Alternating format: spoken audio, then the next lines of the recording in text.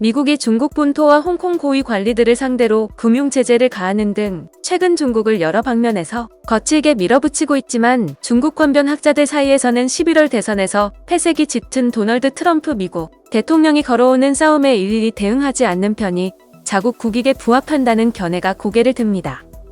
홍콩 사우스차이나 모닝포스트는 9일 그들은 다가오는 미국 대선 때까지 중국이 거친 행동에 직면하게 될 것이라면서 단계마다 반격 조치로 대응하는 것을 조심해야 한다고 조언한다고 보도했습니다. 중국 정부의 고문인 왕후이야오 중국세계화연구소 이사장은 중국은 이번 제재를 완전히 무시할 수도 있다며 중국 관리들은 해외에 많은 재산을 가진 중동 관리들과 달라서 이번 제재는 거의 상징적이라고 지적했습니다.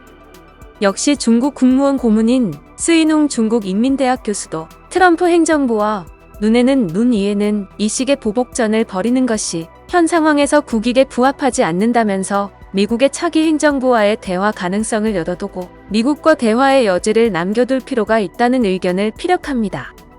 수 교수는 중국이 이번 특정 사안에 보복하지 않는 편을 택할 수 있다며 나는 중국이 그렇게 함으로써 자기 이익을 더 크게 훼손하는 것을 막을 수 있다고 생각한다고 말했습니다. 그는 비대칭적인 접근이 중국에 더욱더 많은 공간을 제공하고 미국 차기 대통령과 대화의 창을 남겨두게 할 수 있다고 지적했습니다. 수 교수는 심지어 트럼프 대통령이 11월 대선에서 조 바이든 민주당 후보에 패배할 경우 미중 관계를 더욱 훼손하는 조치를 취할 수 있다고 우려했습니다. 아울러 미국의 다양한 강경 압박 조치에 맞서 현재 중국이 취할 수 있는 선택의 여지가 적다는 문제점도 있습니다. 수 교수는 진정한 보복은 중국 내 미국 기업들을 겨냥한 것이겠지만 그것은 외국 자본, 특히 미국 자본을 끌어들이려는 중국의 노력에 배치되는 것이라고 지적했습니다. 실제로 중국은 미중 무역 전쟁이 한창이던 작년까지만 해도 미국의 화웨이 등 제재에 맞서 일종의 블랙리스트인 신뢰할 수 없는 기업 리스트를 만들어 대미 보복에 나서겠다거나 히토류 수출을 제한하겠다는 등의 엄포를 놨지만 최근 미국의 대중 압박이 더욱더 거칠어졌음에도 이런 카드는 거의 공개적으로 거론되지 않고 있습니다. 중국의 최고 외교 책임자인 양제츠가 지난 7일 발표한 성명도 중국이 미국의 차기 행정부와의 대화 가능성을 염두에 둔 것이라는 분석이 제기됩니다.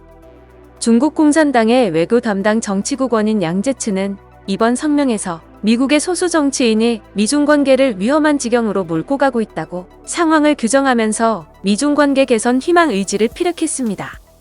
이는 트럼프 대통령과 마이크 폼페이오 국무부 장관 등 현 미국 행정부의 핵심 인물들과 미국이라는 나라를 분리해보겠다는 사고의 산물입니다. 현재 자국을 거칠게 압박하는 것이 미국이라는 나라 자체가 아니라 임기가 얼마 남지 않은 트럼프 대통령과 주변 참모들이라는 인식입니다.